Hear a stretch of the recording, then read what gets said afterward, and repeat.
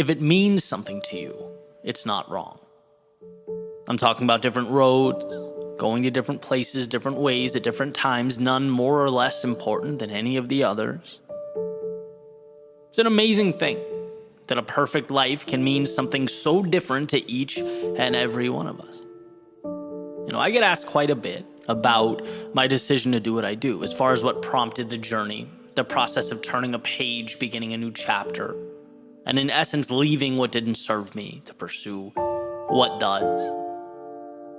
And what I realize is that a lot of these conversations are with people that have an outlook very similar to mine, right? We value a lot of the same things. But there's a distinction between what you see every day and what truly reflects reality, right? Is what's around you the only option? Is it the real deal, or is it a part of the puzzle, right? Like if you look at Twitter, for example, you have 20% of Americans supposedly use Twitter. And of the conversation on Twitter, 80% of it comes from 10% of the users, right? So it's a subset of a subset. But how easy is it to open the app and think that's a reflection of the world and how people think and what's going on? It's not. It's a very small fragment. And the reason I bring it up, the reason it's important, is because we tend to look at what we see around us as the right way or the instruction manual. I've talked a lot about the corporate world like it was essentially a prison for me, right? And in many ways, it was because of the way I think, how I get fulfillment, right? There was a predictability and a straightforwardness that just doesn't mesh with my personality, but that's me, right? And I had the realization the other day when I was on someone's podcast and they asked me, well, how come some people don't get it? How come some people don't understand the entrepreneurial spirit or that sort of adrenaline that comes with the high highs and the low lows? And I spent some time thinking about the answer, and I think it boils down to something simple. It either pulls you that way or it doesn't, right? It's the thought process isn't the right way to live or the wrong way to live. It's one of many ways to live. It depends on what you gravitate towards. I like to reference one of my best friends, Chris, because we couldn't be more different, right? He has a 9-to-5. He loves the structure. He's immersed in it. And because of that, he's moved up the organization very quickly, comes home, spends time watching TV with his beautiful kids, cooks with his wife, sends the group chat shots of the, the smoked pork or whatever the hell he makes. He's in heaven. He loves his world. But then he looks at my world. He sees the unpredictability of my life, my choices, traveling, moving around all the time, the financial oscillation where it's like 1 month is great financially, the next it's underwhelming, it's up and it's down. And he goes, how do you live like that? And I could ask the same of him. Where's the rush? Where's the uncertainty? It's two very distinct ways of looking at the world, and I think that's incredible. But I also think it's easy to miss. Like Twitter, you sort of think what's around you, what you see is the real deal, is the path, is where you should be. And it's why a lot of people are concerned or question themselves. It's like there's this invisible metric, whatever side you fall on, there's a right way or a wrong way, and that's not true. There's your way. If it means something to you, it's right. And that's the standard, period. It's where you need to be, right? Who is anyone else to set those standards? No one knows you. And I think the question is twofold. One, have you taken the time in your busy life to identify what that is? Whatever it may be, have you thought about it?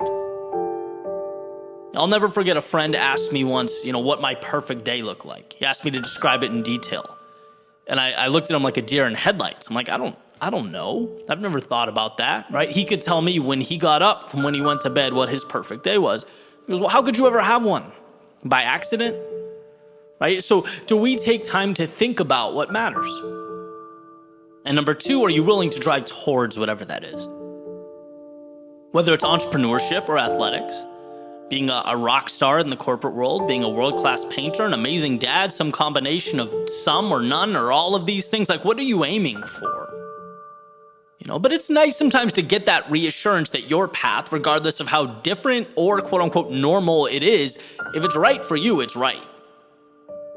And that's something that no one can tell you. So much of life is a conversation with yourself.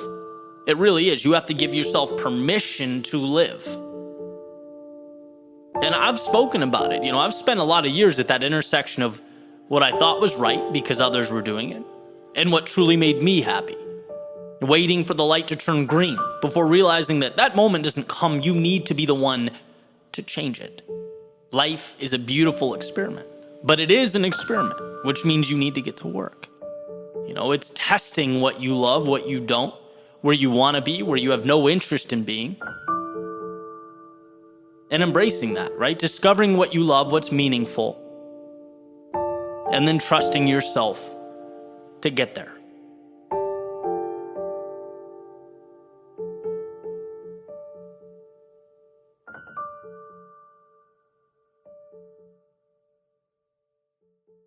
It's a scene from a movie called Dead Poet Society. And this quote just really hit home.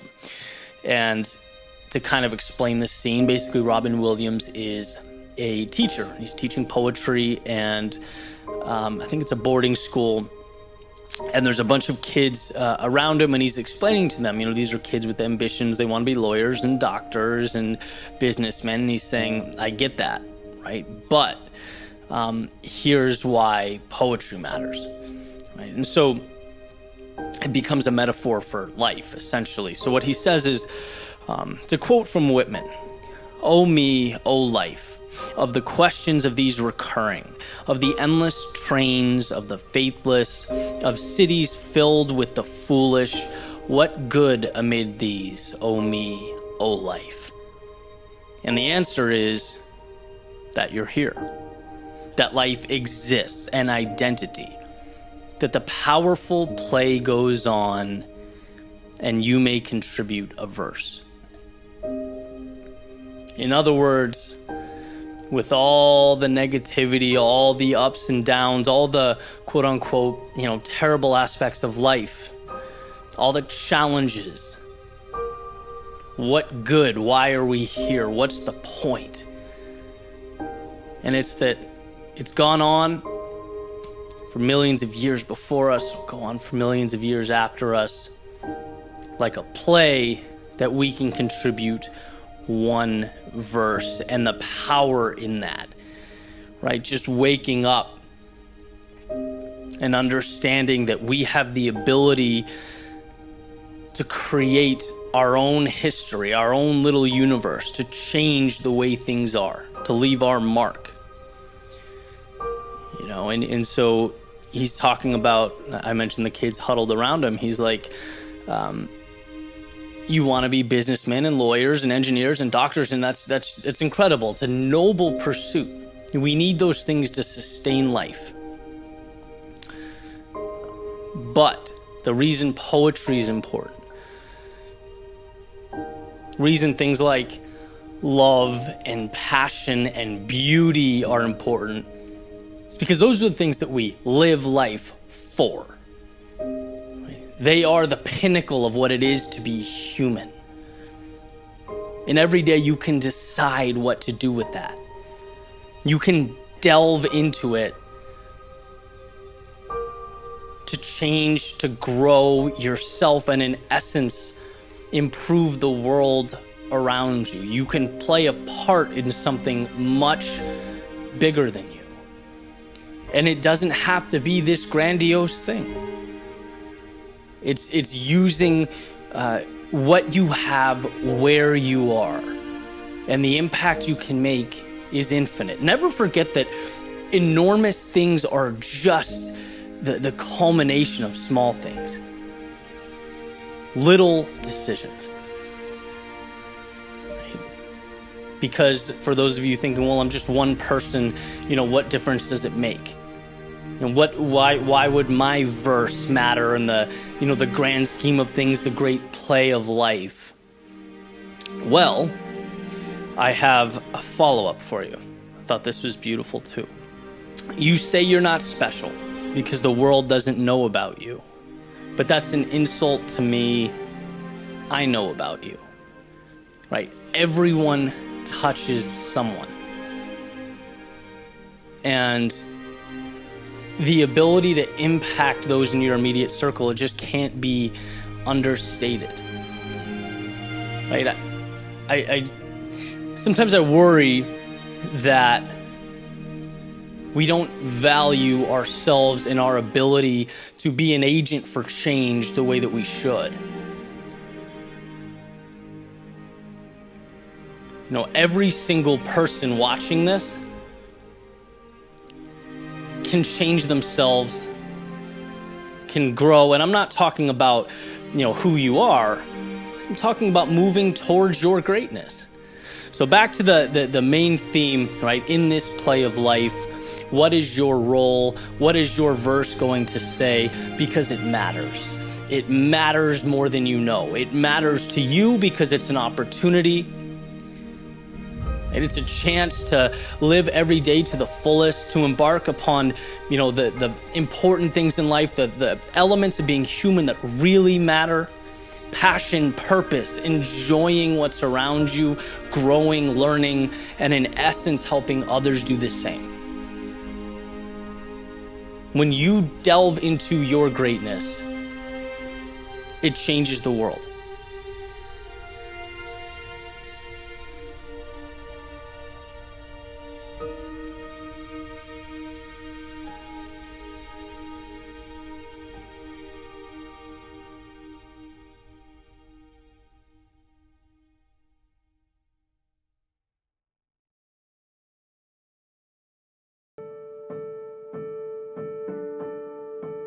I walked up to the canyon's edge and I looked down.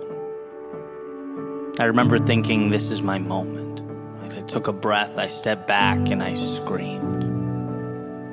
At the top of my lungs, I screamed, and out came my plans and my hopes and my dreams. I let the world know everything I've been building and everything I planned to build. Everything I knew and everything I intended to learn. I explained everything. I felt all of me turn messenger, packaged into these tiny airwaves and dispersed to the sky, echoing one more time as they left as if for approval. And then nothing. No problem. I thought I'll just wait. But the second hand kept ticking and still nothing. No answers and no approvals and no guarantees. What was left to do but stand up and scream again? And I did, and all I got was my own voice pushing through the canyon. Did I say the right thing? Did I make the right plan? Can you be right and alone at the same time? I don't know. I'll wait. Because surely someone cares. Someone has to care. Don't people care? At that moment, a tear rolled down my cheek as I sighed, sat down, exhausted, tired of screaming and not being heard, tired of swinging and missing, tired of every attempt being the one that might change everything. I was tired of it all. Forget it. Time to go somewhere else.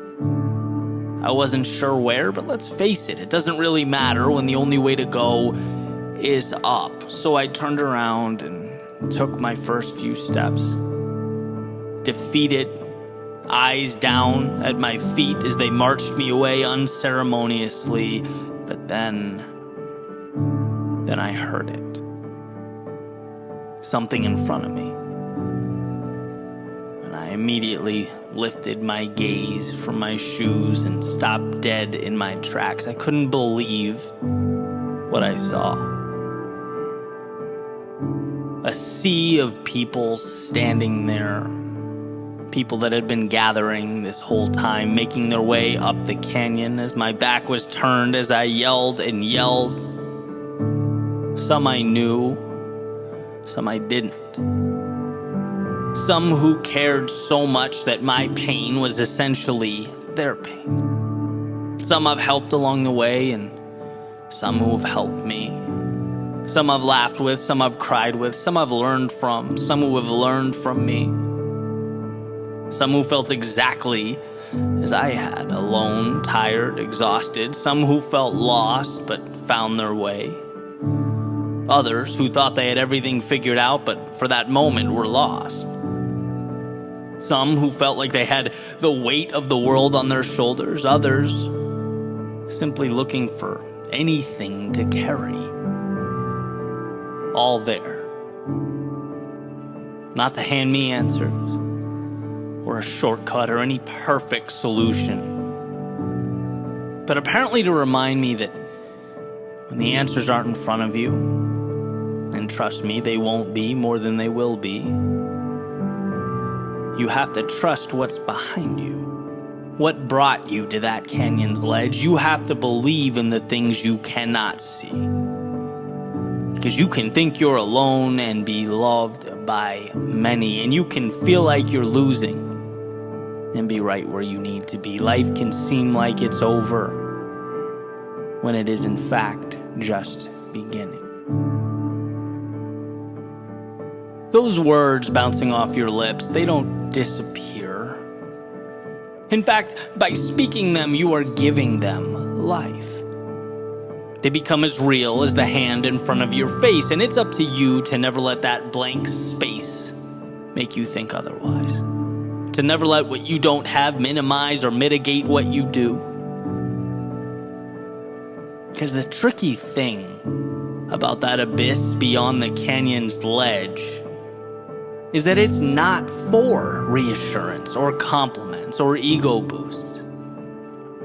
No, it's the real deal. It's for carving away at who you might be, and that's never going to be easy. In fact, it's always going to make you ask yourself the tough questions. And the hardest part is that we'll often leave you alone to answer them. But alone for the moment, not for the journey.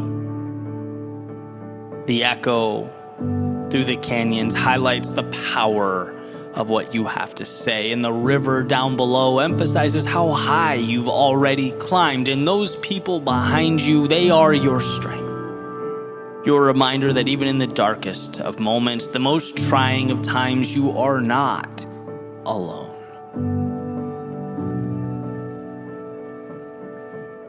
Let those dreams leave your lips and fly off into that abyss. Because as hard as it may be to understand in the moment, they are in fact making their way back to you.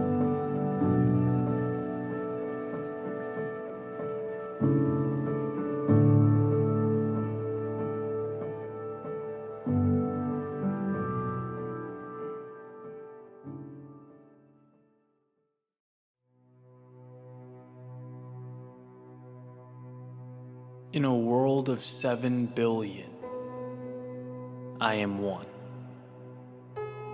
One with a voice to be heard and a vision to be realized.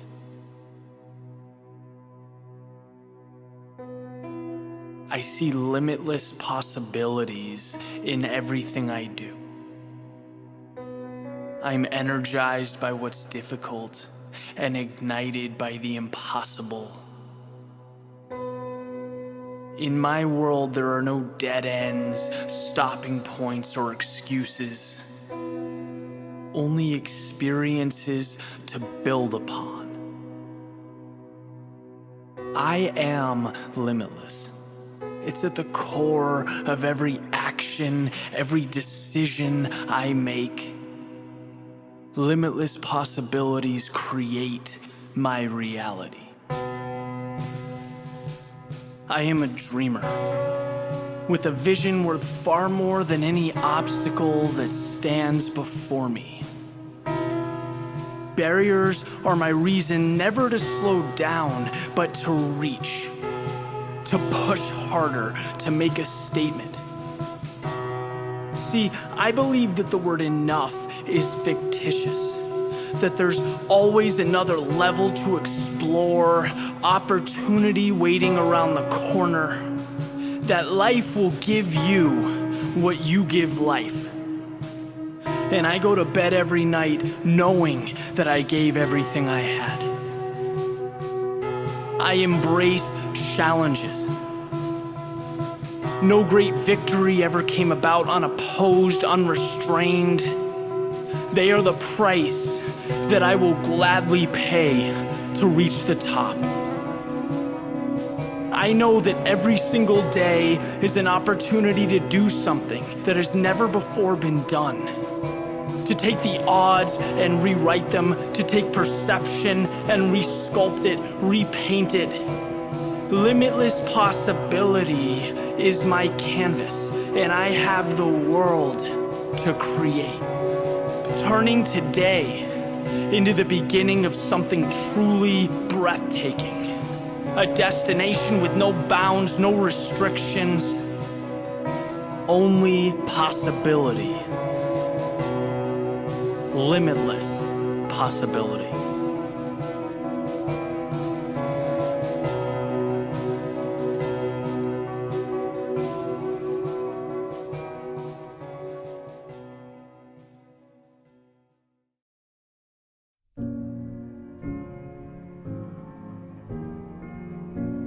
When our backs are against the wall, we're forced to become more. When the clock is ticking, we are tasked with finding answers that hide among us. It's in the darkness we find light, and while lost, we find ourselves. The paradox of life is that from our pain comes our purpose, our evolution, and our greatness.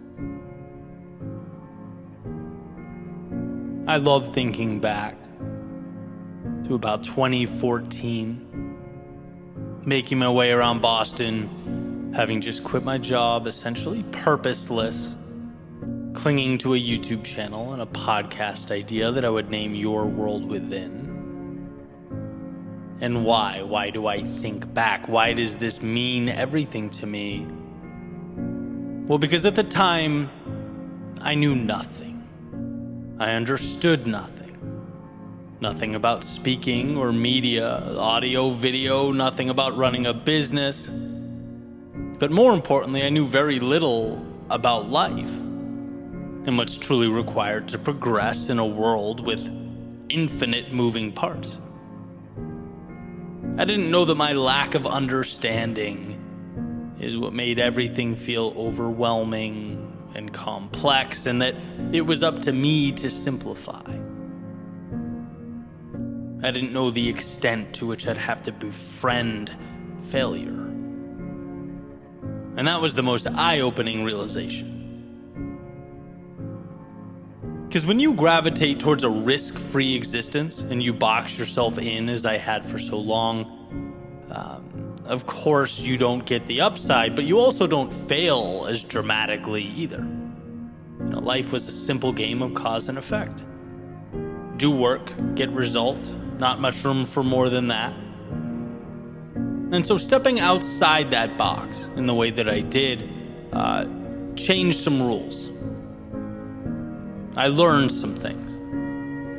First, you can spend time on something, you can exhaust energy on something, and get nothing in the short term for your efforts. And I mean nothing. Unless you count getting your pride stomped on. Unless you count your friends disappearing when you need them most. Unless you count self-doubt and a constant worry about not amounting to anything. I mean, these are very raw, very real human emotions. They tend to arise when we start something new, but in them is also the power. This is where the light bulb turns on and the path emerges. It's where I learned that we only get what we want when we endure what we don't. And what a foreign concept when you think about it, right? It's like, Eddie, take this mic. Go stand in front of this audience and pour your heart out. Your knees are shaking, chest is pounding, but dude, trust me, it'll be good for you. And funny enough, it was. It was because the fear in my stomach became the indicator that something new, something exciting, something more was around the corner. Like Pavlov's dog hearing that bell, Anytime the fear kicked in, I could feel myself getting closer to something meaningful, to a higher version of myself. The pain is an invite. The sheer terror, and let's face it, that's what it feels like sometimes, it's an upgrade. Disguised as the monster that you think you should be running from. When it is, as I recently mentioned, the adversary you should befriend. We have to change our relationship with discomfort because our initial understanding, the one that comes stock in our minds, is never sufficient to build anything of significance. Its default setting is to preserve the now, not expand it. And so just like those stock speakers that came in my 1999 Ford F-150 when I was in my early 20s, let's rip it out. Let's customize.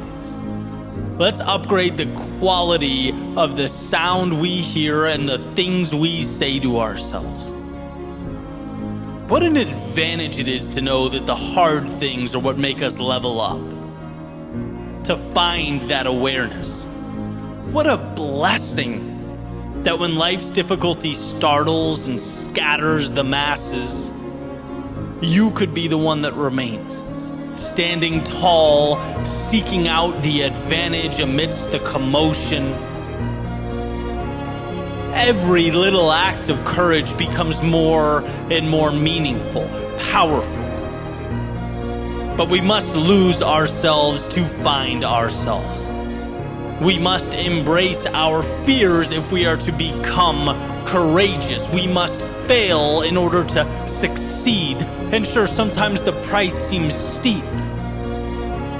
But I promise, not going costs more.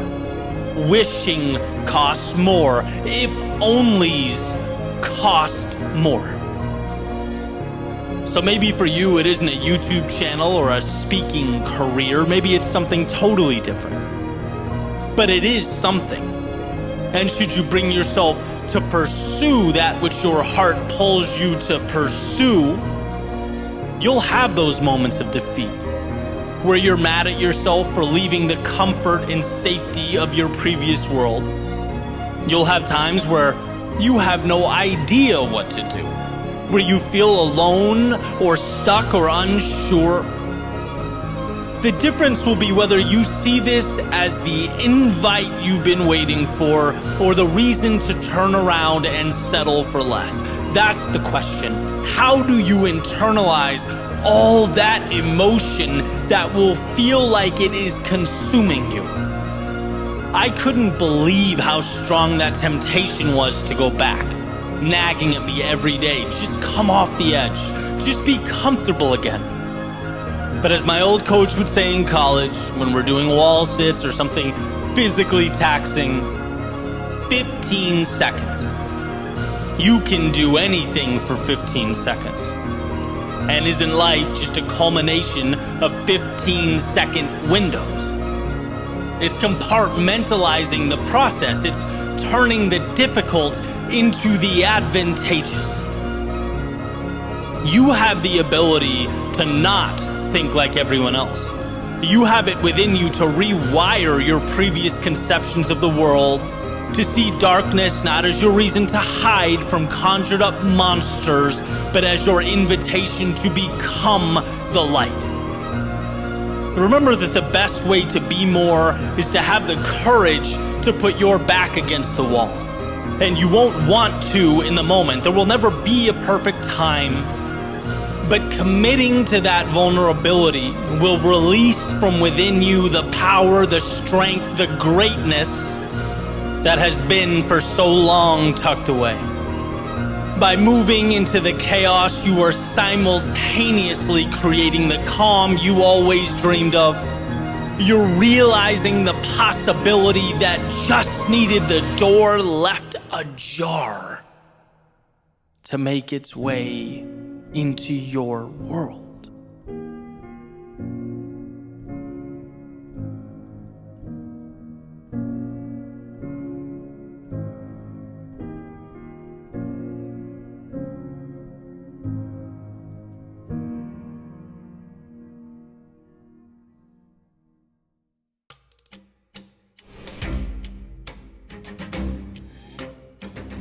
I used to think it was 100%. How do I get back to 100? Let's get this fully charged, no cracks or flaws. And so I'd wait, I'd rest, I would prepare. But guess what? Aiming for 100% is a perpetual almost there. Turns out life doesn't care much about 100%.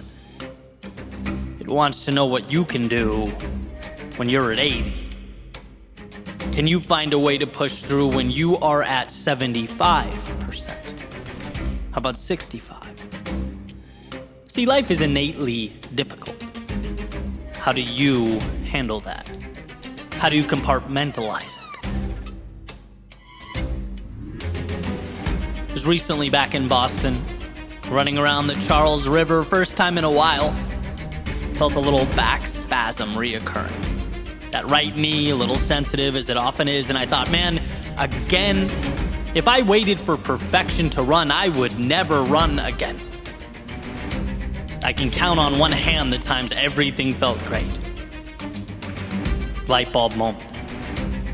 We work towards that. We aim high, we give the body what it needs, but we also understand perfect is more of an idea than a reality. Sometimes you just have to lace up the shoes and go. Just like sometimes you have to wake up even though you're tired. Walk into the room even though you're nervous. Make the change even though you're fearful. Cut ties even though you're sad or disappointed. There is no 100% that is going to come down and save you. Life will always provide the necessary ingredients to climb, to grow, and achieve. It does, though, leave it up to you to decide how bad you want it. So what's the plan? To wait until you're 100%? Until everything is perfect and you're living the problem-free life you dreamt of? Or is this a find a way now type thing? An acknowledgement that we aren't given perfection, but we are given enough to move forward anyway. An understanding that while most view discomfort as an end, greatness means seeing it as an invitation, an unavoidable cost to move into the realm of accomplishment. So while the rest of the world waits for their 100%, I dare you to conquer your adversaries while at 80. I challenge you to surprise yourself while at 70, to disrupt the status quo while at 65. There is no waiting here. There is no serenity in growth. And how could there be? Growth is a restructuring of comfort, a tearing down to build again. Yeah, I used to think it was 100%, but now I know waiting for that 100 just becomes hope and stagnation. No, we cross finish lines and reach mountaintops while manufacturing momentum and creating possibility. Yeah, anyone can succeed at 100%, but seldom do we get there. Seldom do we see that. So that leaves us with this simple question. What will you do where you are with what you have? What will you do now?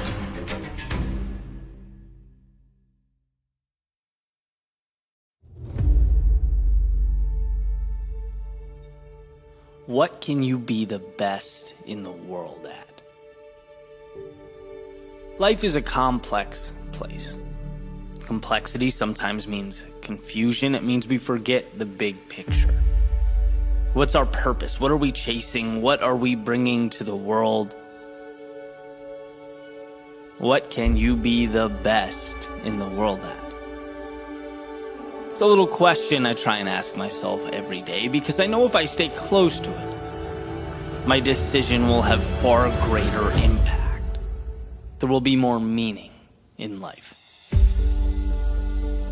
See, it pushes away the things that are appealing in the short term, but really don't take us anywhere in the long term. Because one of the coolest aspects of human nature is our ability to illuminate what matters and, well, mitigate what doesn't. helps us focus on what's important. We need to go to the grocery store. Well, we step out the front door paying attention to nothing but the task at hand, not the objects to our left or right. We don't know what colors the cars were that passed us by or the plants we walked by. We don't think about the blood pumping through our bodies, making it all possible as we walk to the car. We don't even see the car as its metallic components as it really is. We see it as our portal to a place that has the food. See, we are blind, but at the same time have this beautiful gift of vision. We see the path right to what's most important. So let's leverage that. And what I think we need to remember is to identify in our own lives what that means with regard to our purpose in the context of what we are becoming. See, every day I hear people talk about followers on social media, right? How do I get attention? How do I get noticed? How do I market myself or my brand to the world? How do I stand out? And every time I hear that, I always have this little internal reaction, like a voice saying, that's just so wrong. It's so backwards. You stand out by adding value to the world, by being good at what you do. It's that simple, really. And so look at it like this. We'll take a specific example. To worry about the marketing and the attention and the followers first is like worrying about the transportation of something you don't have yet or that's incomplete. It's like spending all your time worrying about the logistics of a cargo van and having no idea what that van is going to transport. Isn't the product the most important thing? And that's the question I ask myself when I'm caught up in something flashy or maybe out of line with my big picture. To make sure I'm on track in this crazy world, if social media disappeared tomorrow, are you good enough at what you do that you could take that product or service or skill set to another platform and start again? And if you're not, fine. But are you working towards it? Those are the parameters that we should all live between. Everything else tends to work itself out. Steve Martin's quoted as saying, "Be so good they can't ignore you." And that's what I find so exciting. The opportunity, the chance to build something sustainable. That's why this is a long-term play. And in a world where so much emphasis is put on perception, what's the reality? What's the story? Right? The pictures are great on the surface, but what's the value that resides below that, underneath? What are you working tirelessly day and night to be exceptional at? What are you reading to build yourself up as a force to be reckoned with? As a powerful, valuable individual? See, my world, a lot of what I do is immersed in social media, which is why it's so important that I remember the perspective that I step out. Social media is not the product.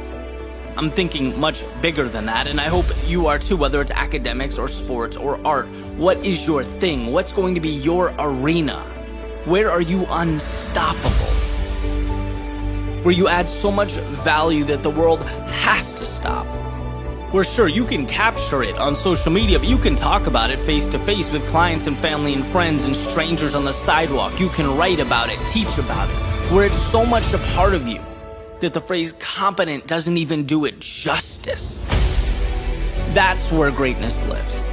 Not in screaming for attention or creating a facade. Those things don't stand the test of time. I'm talking about being truly remarkable. And we all have that ability. We're all capable of mastery in some area, moving towards something that matters. We just have to make the choice to own it, to see the world and all its opportunity for what it is, to begin. And what better a time than now?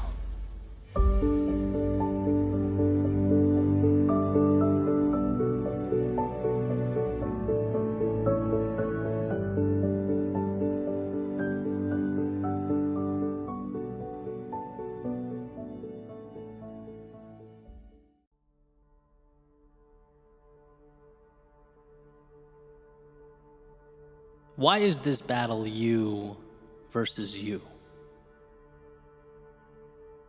With all the complexity, all the obstacles out there, why are you your greatest opponent? Well, to put it simply, because all those obstacles and all that complexity still can't tell you no.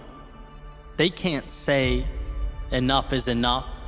They can't look back at you and say, let's just settle for what we have now No, only you can do that. The world may create the landscape, it may construct the terrain and those obstacles, but you are the sole decider on where along the way you stop. You decide how far you want to go and how much you are willing to endure. When it comes to your advancement or limitation, you are in the driver's seat. I just picked up a copy of Will Smith's recent book, and one of the ideas that stood out to me was resilience. And this part in the book, it's actually kind of uncomfortable to get through, but incredibly powerful. He's talking about his childhood and the polarity of his father's personality. A man who would do anything to provide for his family. He took pride in that and saw it as his primary responsibility, but simultaneously was their greatest source of pain. And he mentions his father, hitting his mother from time to time. In one particular example, struck his mother in the face so hard that it knocked her on the floor. And as she stood back up, she said something along the lines of, "You can hit me, but you can't hurt me." And that was the first time Will understood as a child the difference between what the outside world inflicts upon us and how we choose to react to that occurrence. That understanding is power. It's why you are the author of your story. In the sense that every single thing dropped at your feet, every situation, every occurrence, they come with an implicit question attached, a question that you and only you are responsible for answering. The question is, what does this mean?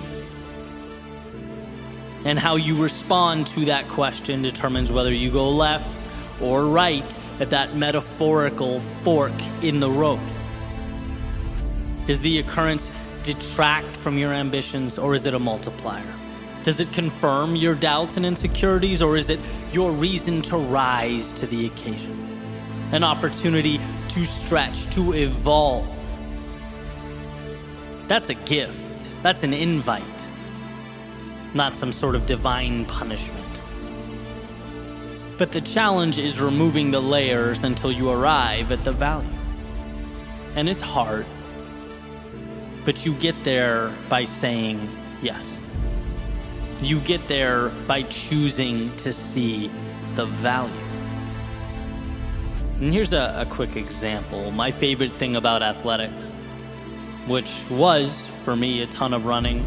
Now I throw more interval training in there, but the same concepts apply. It's a chance to remind myself that I don't negotiate with my weakness. I don't give myself an opportunity to rationalize with the voice that wants me to quit. That question, that fork in the road, I answered it. I charted its course before the workout started, knowing this is going to be uncomfortable at times, but it's where I need to go. There will be no more thinking from here on out. And so today's workout, for example, switching deadlifts, burpees, to squats, to core, you don't think. You see the next requirement, the next task, and you simply say yes. You don't need your mind for this.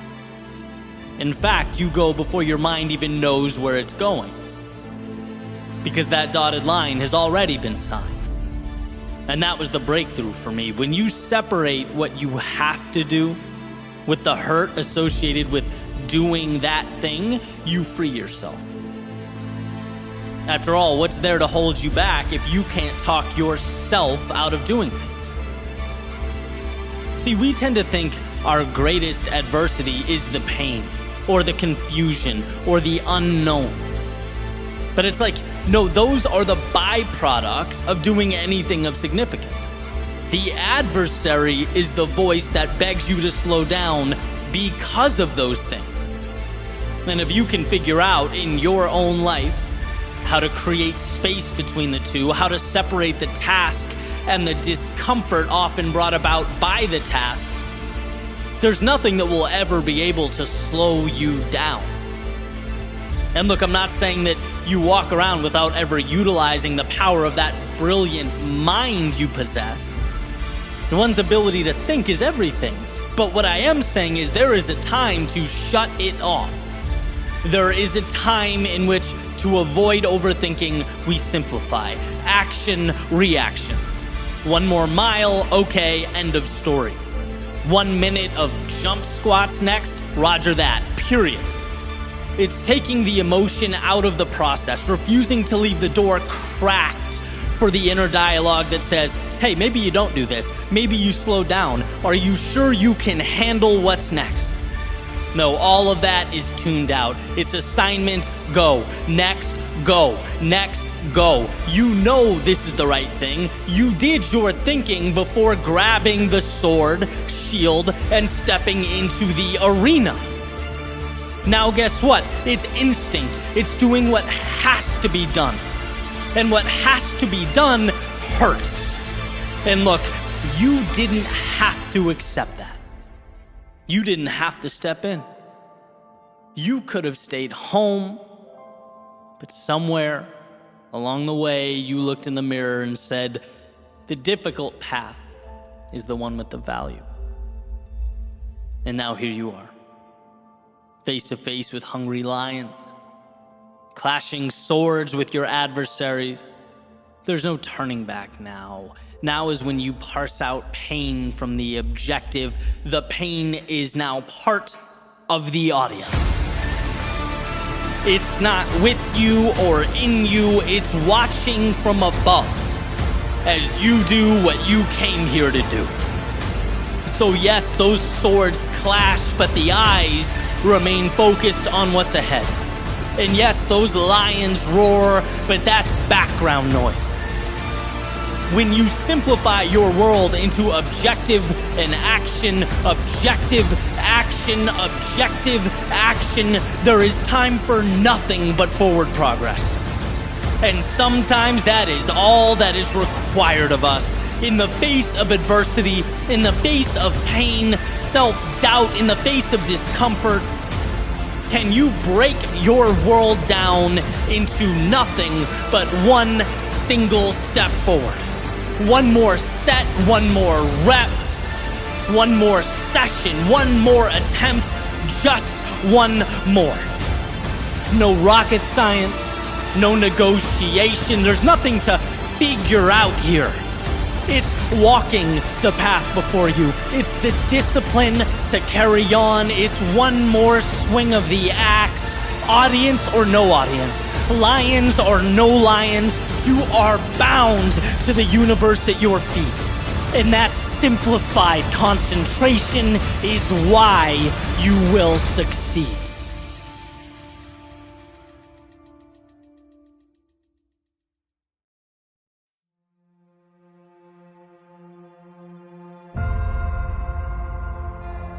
Let's right out of the gate draw a line. The most important line one can draw, a line of demarcation separating who you were and who you are. A line between the past and the present, and this line marks your return. No, not to the days of old, but to step one.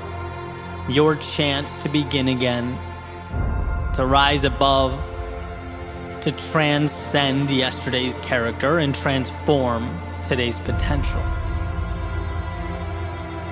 See, what we often fail to realize is that there are ideas deeply ingrained in our minds that rule over us, a sort of subconscious authority.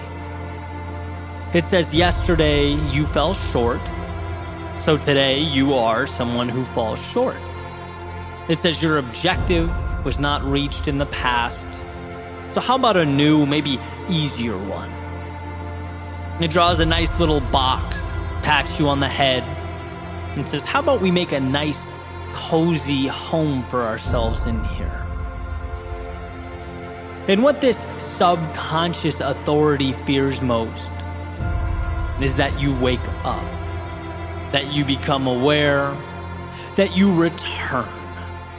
Not to the past, but to the power tucked away under all the stories you somewhere along the way decided were real. The second you accept that yesterday is only as relevant as you decide it to be, you unchain yourself. You become unshackled. So return to that place of curiosity, where you're not obligated to perform, but gifted with the journey before you. And that can certainly be hard, right? It was hard for me to look back at my life and distinguish between what I've simply accepted and life's objective truths.